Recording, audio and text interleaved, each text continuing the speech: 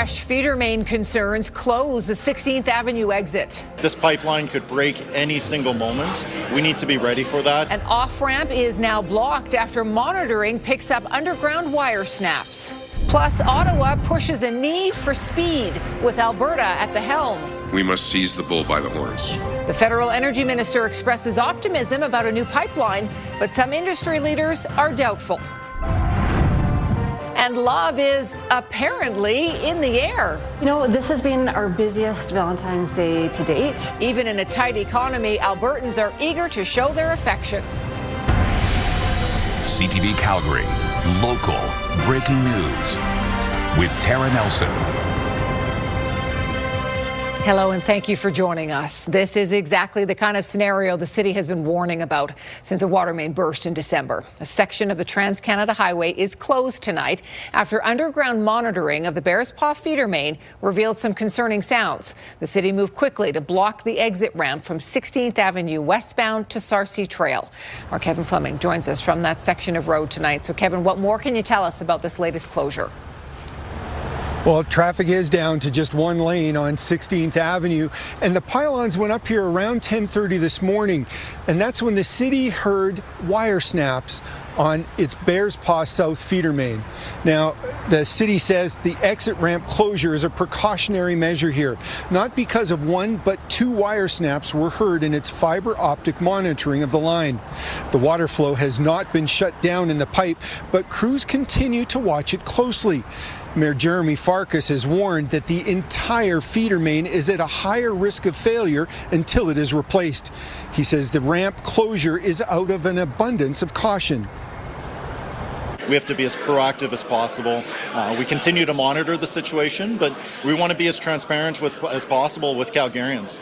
This pipeline could break any single moment. We need to be ready for that, and that's what this proactive measure has done, is being mindful it could break. The closure of the ramp is, you know, if they didn't do that and people were put in danger as a result of the pipe bursting, there'd be a heavy amount of criticism, and they've learned a lot over the last year and a half that there's a lot of more people paying attention to what's happening within the pipe.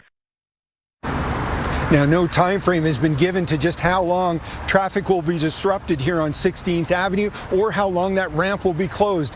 But until further notice, drivers are being detoured at the Rona store here onto 29th Avenue who are looking to get onto Sarcee Trail.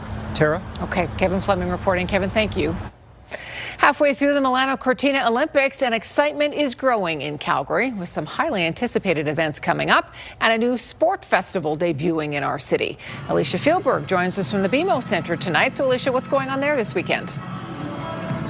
Well, Tara, people who are following the Winter Games can also take in the good games here at the BMO. Now, there's dozens of sports all lumped in the same room here, and you can watch world champions, you can compete in sports yourself, or even try a sport that you've never tried before. Now, the sports include some that are already in the Olympics and some that might soon be in the Olympics. Team Canada is drawing crowds to pubs at unconventional hours. Bars can apply for extended liquor service for Olympic medal events and non-medal Team Canada hockey games. Every year the Olympics are on, I am that person that's waking up at 5 a.m. or whatever the time change is to watch. We're telling the staff to take naps and get sleep when they can, because some of those games are pretty dang early. It's the first time in over a decade NHL stars are competing at the Olympics, which is a big draw, even early in the morning. We opened at 8 yesterday and we had people knocking on the door at 7:45, so it was good. Others are paying attention to the Milano Cortina Games while also keeping their eye on the ball at a sports festival in Calgary. Absolutely following the Olympics, particularly the prime events. And yeah, this is just a great opportunity to get out, be active and have some fun. I actually take inspiration from some of the Winter Olympic sports like snowboarding, the different tricks and spins that they do and how they construct their runs. You can watch pros compete in or try out dozens of sports at the Good Games Festival. Smorgasbord of sports everywhere that people can come experience. Athletes that have played in Olympic Games and participated in our events say this feels like an Olympic Games and this feels like an athlete's village. So, including some sports that may end up in the Olympics. Tech ball, which is the second fastest growing sport in the world. It's soccer played on a ping pong table. We were really close to get into the LA Olympics, but they choose flag football. So hopefully this year the International Olympic Committee will recognize the sport. The event promotes the benefits of being active and creating community, just like the Winter Games. I'm not really a sports person, but I just kind of like just seeing all of it. I'm not as much of a sports person, but have really enjoyed sort of following with her. The excitement of Canadian pride and just kind of like what's going on in the world right now, it kind of brings that sense of pride even more so. Now you can see there's some wheelchair rugby going on behind me. You can come down to check out the action until 10 o'clock tonight. It's a completely free event. It started in Guelph, but this is the first time it's been held in another city, and the hope is to make it an annual event for Calgary. Tara? Looks fun, Alicia. Thank you. Well, here's CTV's Scott Hirsch now with a look at how Team Canada is faring in Italy as we near the end of week 1. Courtney Saroux proudly displays both her medals from Milano Cortina. I feel so grateful. It feels unbelievable. The 25-year-old from Moncton, New Brunswick, is Canada's first double medalist at these Olympic Games. She won silver earlier in the week alongside her teammates in the mixed relay event and bronze in the women's short track 500-meter. I didn't want to leave the ice with any regrets, so I just went for it and gave everything, and it got me some extra bling. And she has a shot at even more medals to come in the Olympic competition. Staying on the ice, a busy day for the men's curling team led by Brad Jacobs. They are the oldest group in the men's curling competition and used every bit of age and experience in a 6-3 win over the Americans, who are the youngest squad in the competition. Team Canada also beat Sweden today. The Canadian rink is now 3-0. On the women's side, a stunning upset for the top-ranked Canadians. Rachel Homan's squad lost to the Americans 9-8. With the loss, Team Canada is now 1-1 in the preliminary round. Their next game is tomorrow against Great Britain. Mark McMorris has been cleared for competition after a nasty crash that kept him out of the Big Air event last weekend. The 3-time defending Olympic bronze medalist in men's snowboard slopestyle will now get a chance at another podium. Slopestyle qualification begins on Monday.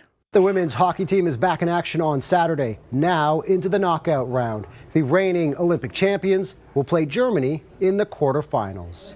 Scott Hurst, CTV News, Toronto. And the men's hockey team beat Switzerland 5-1 this afternoon. So let's take a look at the standings. Canada added 3 medals today, bringing the medal count to 7. We're still waiting for that first gold. Norway leads the games with 18 medals. Canada's energy minister is urging action on pipeline development and climate-related agreements, while emphasizing the need for speed, investment certainty, and export diversification. Tim Hodgson made those remarks during a keynote address in Calgary today. Mark Valentine has more now on what it could mean as Alberta pushes to build a 1 million barrel per day pipeline to the Pacific coast. It's a rare round of applause for a Liberal energy minister in Calgary, telling a crowd of oil and gas executives that he's committed to building a pipeline from Alberta to the Pacific coast. Everyone understands what's at stake. Everyone understands Canadians don't want to see excuses. The Alberta-Ottawa MOU comes with a laundry list of conditions, including Indigenous co-ownership, collaboration with BC, and a new industrial carbon pricing agreement. An April 1st deadline is looming, too, for agreements on methane emissions and environmental assessments. We have every intention of hitting those deadlines. The federal and the provincial governments are doing their best to make sure we don't waste this opportunity. We have the same end goal. It is the how. And how much is it going to cost? And those are very serious considerations. But challenges remain with a volatile energy market sparked by geopolitical tensions, along with what some are calling ambitious net zero climate targets by 2050.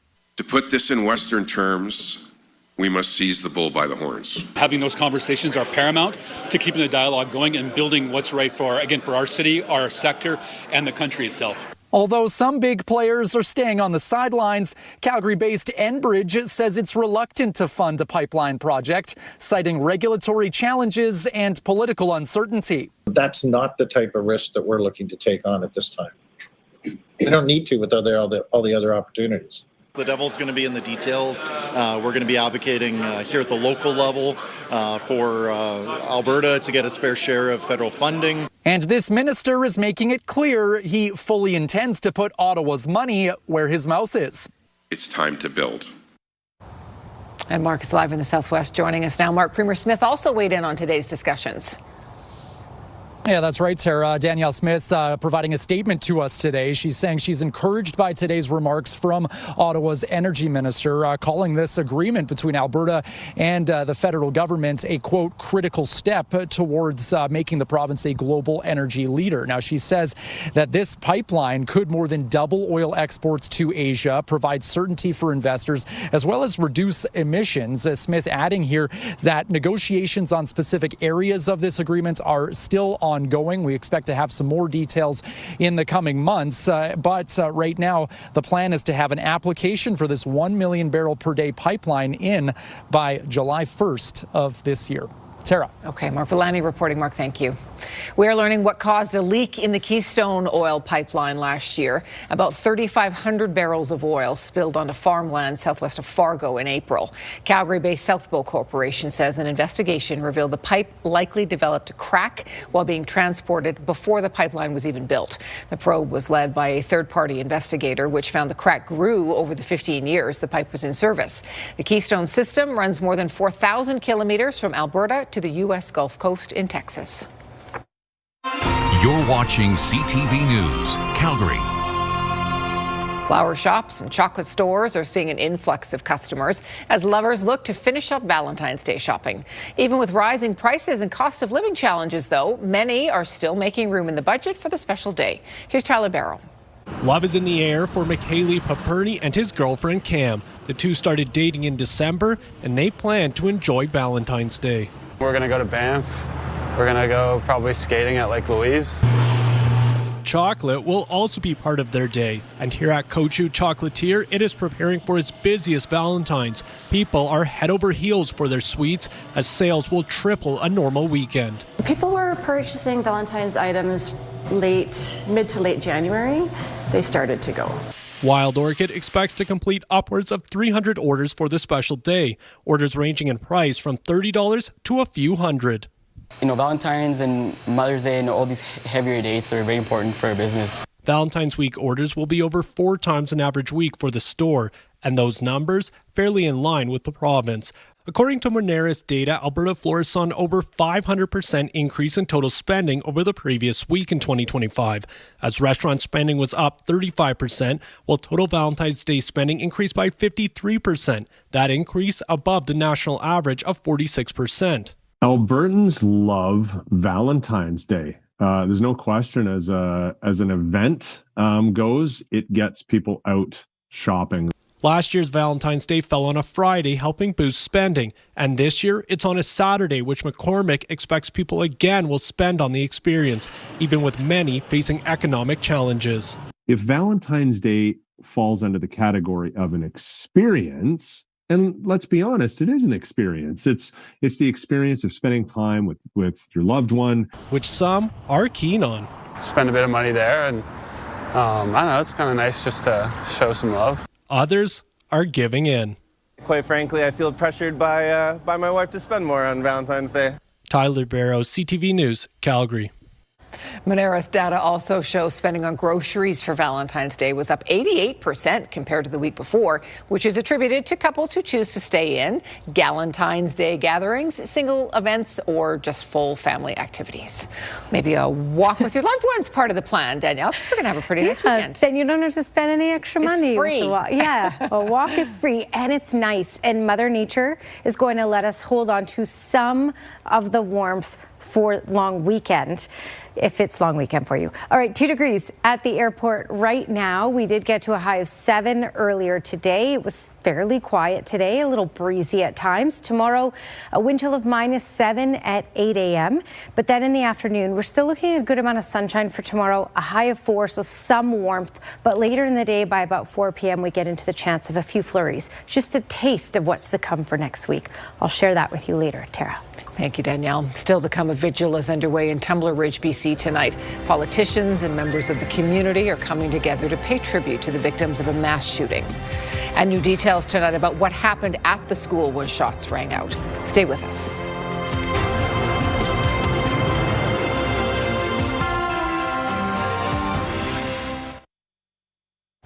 A vigil is being held in Tumbler Ridge, BC tonight as residents mourn the victims of Tuesday's mass shooting. This is a live look at that vigil at the community town hall. It just began with a moment of silence. The Prime Minister is there with other federal leaders in that devastated community tonight, including Conservative leader Pierre Poilievre, Governor General Mary Simon, and Tumbler Ridge Mayor Daryl Krakoa. He is speaking now. Let's listen in. But we've also seen extraordinary compassion and courage. Neighbors checking in on neighbors, strangers offering help, leaders from across our province and country standing with us. That is what tonight is about. We are a small community, but we are a strong community. We are a family, and in moments like this, families come together. Before we continue, I would like to acknowledge two young members of our community and the people that helped them, Jeff and Andrew Slovic, the brothers who organized the first vigil. In the immediate aftermath of this tragedy, your leadership, your compassion, and initiative helped bring people together when we needed it most. Thank you. This evening we'll begin with a prayer from West Moberly Elder George Deserlet, from West Moberly First Nations, and Indigenous Leadership Chief Wilson and Chief Paquette, grounding us in reflection and respect. We are honored by the presence of the Governor General, the Prime Minister, the Lieutenant Governor, the Premier, and the federal party leaders who have traveled here tonight to stand in solidarity with Tumbler Ridge. We thank them for being with us. We also thank our local members of Parliament and members of the Legislative Assembly for being here with us and for the support during this difficult time. We are also joined by leaders from across our region, province, and country, and we thank them, along with our first responders and frontline workers, for standing with us tonight as we honor the victims and hold close their families and loved ones. There will also be words of faith and reflection, and we will close this vigil together in unity. Let us hold space for one another tonight. Let us remember. Let us support one another. And let us show through our compassion and our presence what this community truly stands for. Again, thank you for being here, Tumbler Ridge Strong. Now I would like to introduce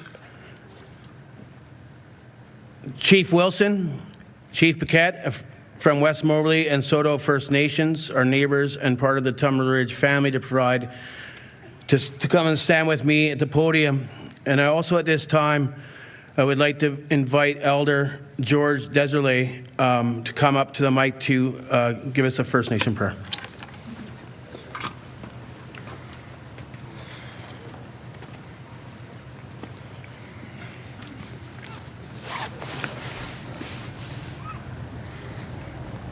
It is with great difficulty to say this prayer tonight because of what has happened here. So therefore I will be praying for these that we have lost. But I will also be praying for all of you to have the strength and the courage to pursue the goal of healing, because we're going to all need to do that in the next little while.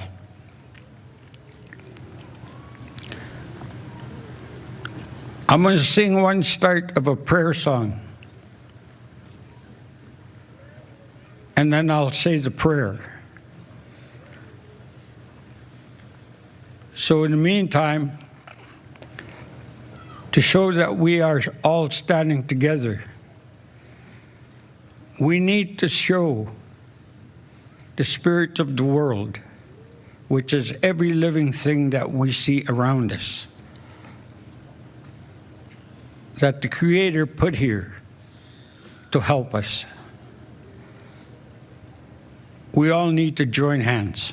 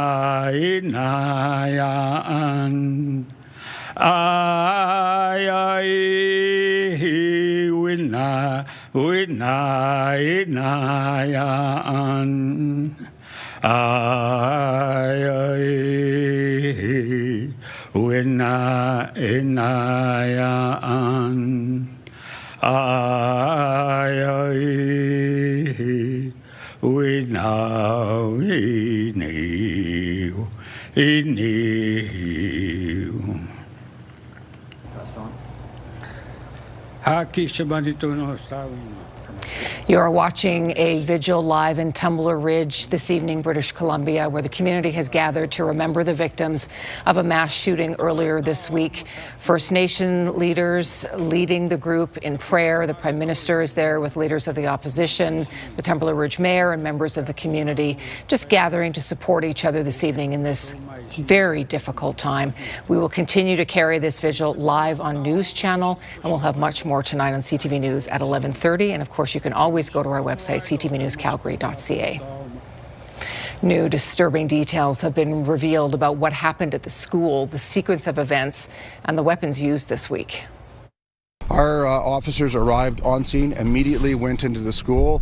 As you can imagine, it was chaotic. The fire alarms were going off. There was somebody that either leaned out or shouted out a window to our officers. The suspect is upstairs. He's upstairs. They entered the school, immediately went to the stairwell, proceeded to go up the stairwell, and were met with gunfire. RCMP say the shooter then turned the gun on herself, adding once police arrived, no other victims were killed. Investigators do not believe 18-year-old Jessie Van Rooselaar was targeting specific people, rather just anyone she came in contact with. 4 firearms were seized, 2 from the school and 2 others, including a shotgun from a residence where the suspect's mother and stepbrother were also killed. None of the firearms seized were previously taken by police. While Van Rooselaar did have a license to own firearms, she had no guns currently registered.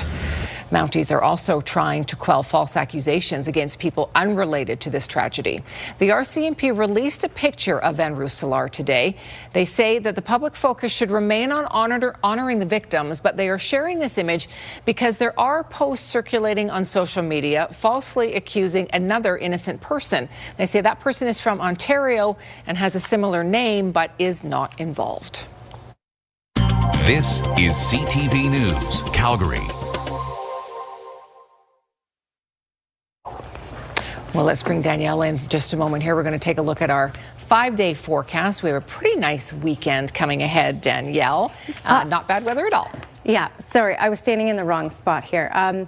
We are going to get to hold on to some warmth. So it won't be as warm as what we've had, but we are going to hold on to some of this and stay above freezing for your long weekend. All right, so this is the look at highs today. 7 was the high in Calgary. That's a couple degrees cooler than what we had yesterday. So we've already started our decline in temperature, but it's a slow decline. 8 was the high in Lethbridge, 7 for Medicine Hat and Pincher Creek as well. Let's fast forward to where we're sitting at the moment. And as temperatures fall, well, as soon as that sun sets, let's be honest, it falls fast. 2 degrees right now in Calgary and Pincher Creek, Milk River as well. 3 in Medicine Hat, and we're down to the freezing mark in Brooks at this point. 2 as well in Drumheller.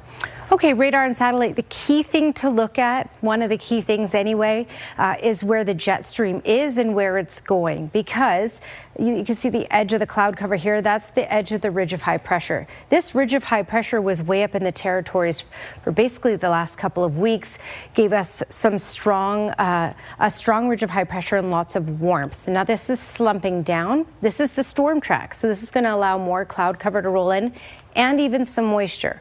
We'll see a little bit of that moisture on Saturday, but most of it will be next week. There you go. There's that jet stream slumping down. This is also going to allow a much cooler air mass to not just move in, but settle in for a longer period of time. So on the futurecast, one thing I do want to show you is for Saturday. Saturday, we're looking at a little bit of moisture. Nothing really significant, but isolated pockets of flurries, even some showers mixed in with that. And later in the day, this could arrive in Calgary as well. Nothing really to shovel and nothing significant. The significant snowfall arrives on Tuesday. All right, here's your Action Furnace 5-day forecast. 4 degrees for Valentine's Day and a decent chance of late day flurries, but nothing significant. 5 and mainly sunny on Sunday, +1 for Family Day. By Tuesday, check this out, -8 as a daytime high with 5 to 7 centimeters of snow possible. Tara? Thank you, Danielle. There may be some relief from U.S. tariffs coming. New reports tonight that President Trump may ease up on fees on steel and aluminum. We'll look at the reasons why. And it's kind of like a nightclub, but it opens early and it serves coffee instead of booze. Your AM dance party is still to come. The growing affordability crisis in the U.S. ahead of November's midterm elections may offer Canada some relief from crushing American tariffs. U.S. media is reporting President Trump may scale back tariffs on steel and aluminum. And when asked today by CNBC, his Treasury Secretary Scott Bessent said, "We'll see." But as Joy Malvin reports, that may just be wishful thinking. Every chance he gets, the U.S. president trumpets his tariffs. The economy is doing unbelievable.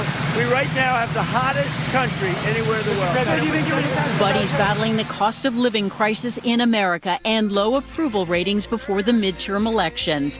The Financial Times reporting the Trump administration may be having a rethink about those steep steel and aluminum tariffs that could affect Canada. I don't think it's great reporting that we saw today. If anything is done, I think it would be sort of clarification on some incidental objects, but again, that's going to be the president's decision. Canadian metals were slapped with a 50% tariff early this year, justified as a national security crisis.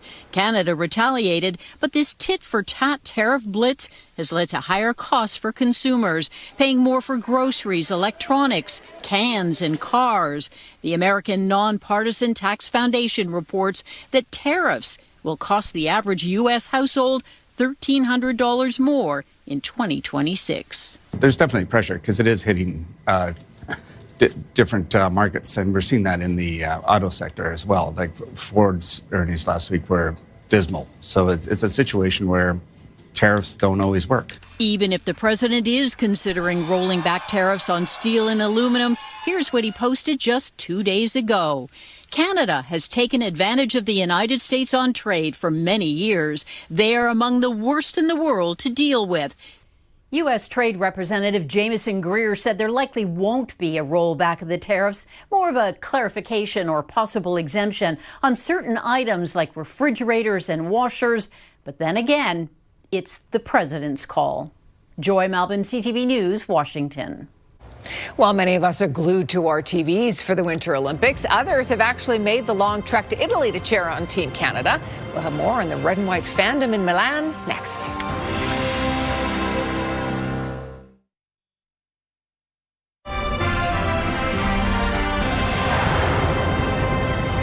Between the cost of tickets, travel, accommodation, attending this year's Milano Cortina Olympic Games is no small feat. But some Canadians are going all out to see the history in person. Here's CTV's Garrett Berry. Quebec's Frédéric Bourget stands out at Milan's magnificent Duomo, proudly wearing Montreal colors, the Habs and the Expos. Here, in a rare free moment, his time mostly filled with 26 tickets to Olympic hockey games in Milan. After he had success in the draw to buy Olympic tickets, he decided to go all in. Yes, it's expensive, but it's the sacrifices, it's the choices that you make, he said. The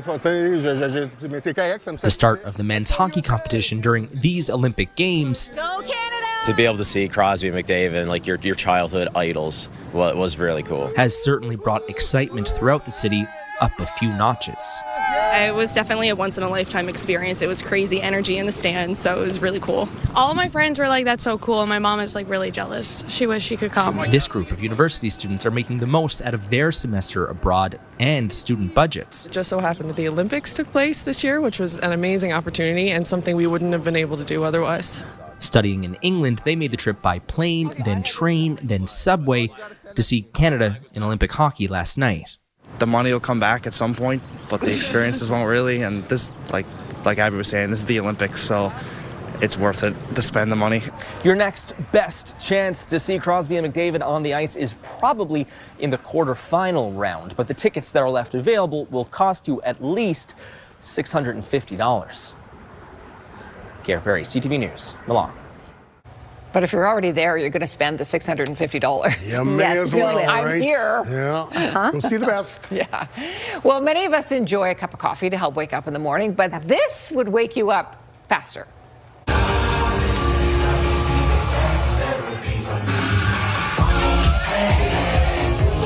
I love this. This is Croissant. It's a Montreal cafe that hosts DJ pop-ups while serving coffee and pastries. So you start your day, you get your heart rate up, get your groove on, have a side of fun with your coffee. You'd be totally jacked. Wouldn't you? You'd be going into work a sweaty mess, looking like you just came from a nightclub. You also might be a little late for work because that looks like a lot of fun right there. Like fun to me. Well, we haven't had much snow the last couple of weeks, so you can almost understand these poor kids. The cold and winter air and mountain rain combined. This is Texas. The kids there, they're still having fun with their version of snowfall. It isn't very much. This is a literal dusting of snow on the pavement. But they put their coats and boots on and they got out there anyway. Yeah. You ought to come up here just to see what it's like. You have to use your imagination in this case. Yeah. No snowballs. They couldn't. There's not enough to form one. That's right. Well, when there is a lot of snow, it's hard to resist playing outside. You can just ask this guy.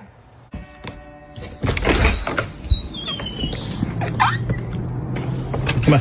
It's bedtime. It's bedtime. Dude. Come on. Come on. Oh, he won't go. I should have said, ask this girl. This is Ivy, the Bernese Mountain Dog. She lives in New England, and she loves the snow. It's midnight when this video was shot. Everyone is ready to go to bed. Probably half the family's in bed already. Poor Dad's got to go outside to try to get Ivy, and she's not having it. You're going to need to pack some meat in your pocket for that one. She'd rather have a little play outside at midnight, and you can hear him whispering in the background, obviously not wanting to wake the neighbors. Yep. Next time you go, it'll be on a leash. That's right. That's right. Well, do you ever wonder what athletes' family members do at the Olympics when they aren't cheering on their loved ones in competition? We found some of them enjoying the Hockey Canada Ice Palazzo. Wait till you see inside.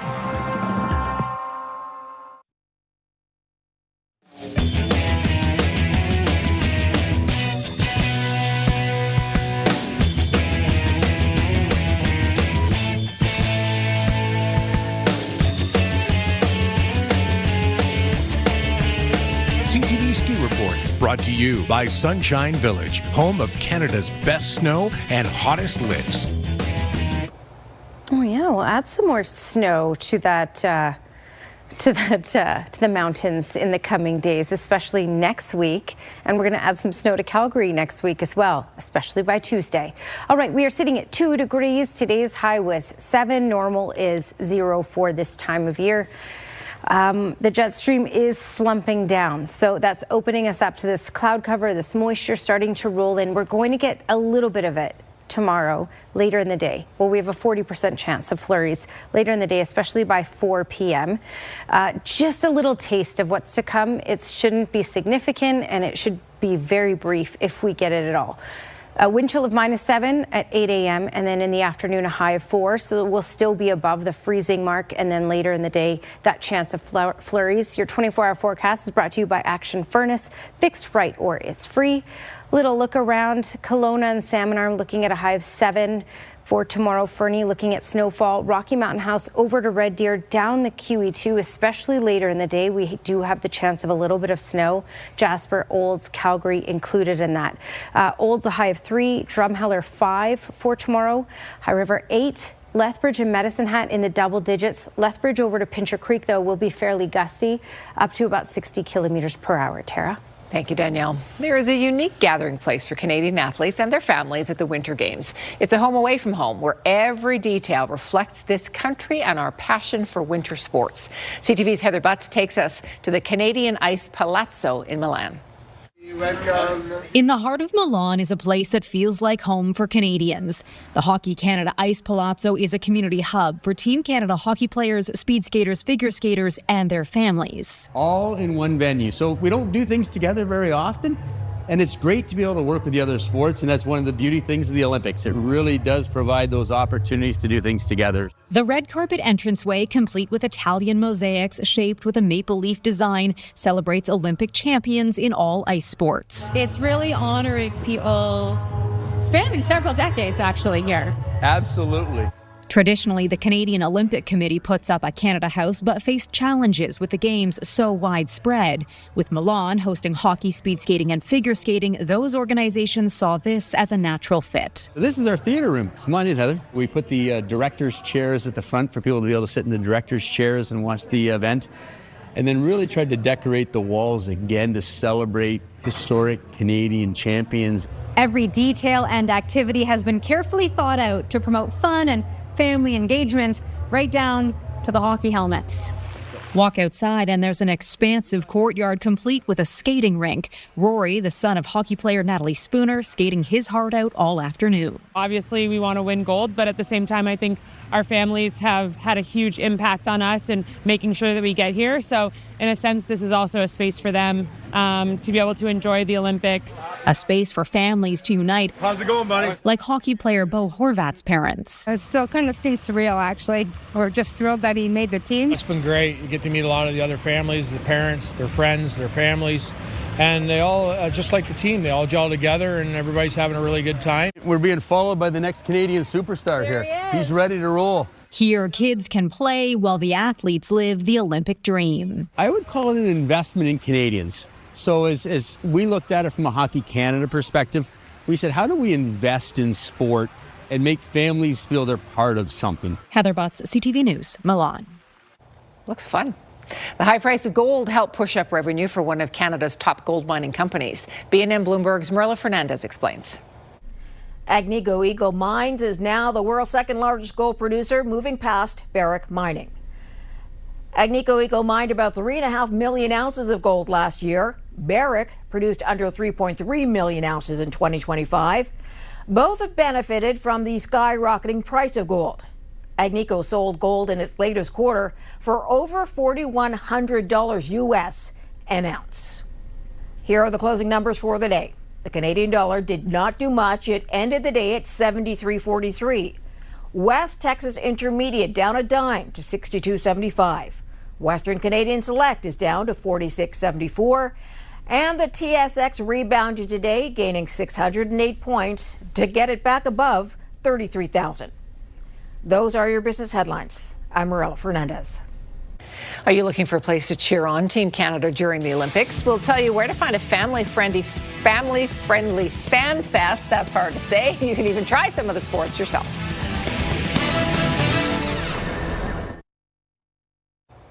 Canada is now up to 7 medals at the Milano Cortina Winter Olympics. Glenn is back with us, and Glenn, it looks like Canada is getting a little bit of momentum. Tara, Canada got off to a pretty slow start at the Olympics, but as the medal count goes up, it gives fans even more reason to cheer loud for our athletes, and that's what they'll be doing this weekend at Winsport.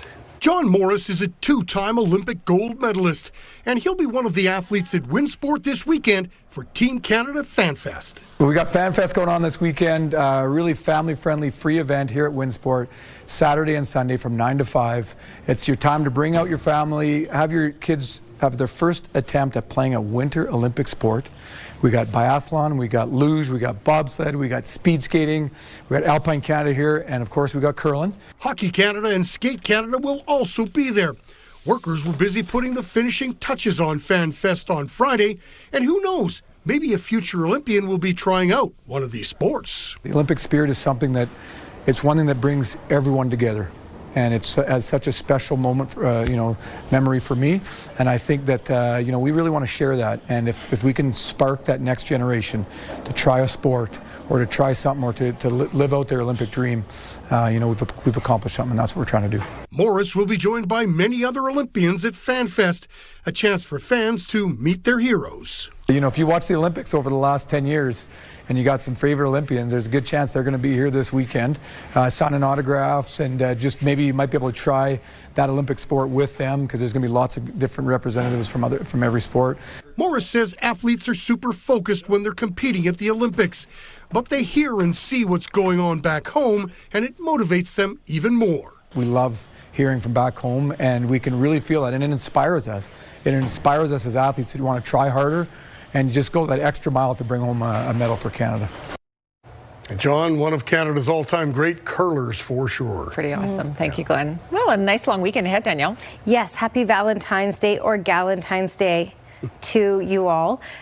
Weather for the long weekend, including Valentine's Day, is pretty tame in comparison to what's arriving next week. So 4 degrees for Valentine's Day, small chance of some flurries after 4 p.m.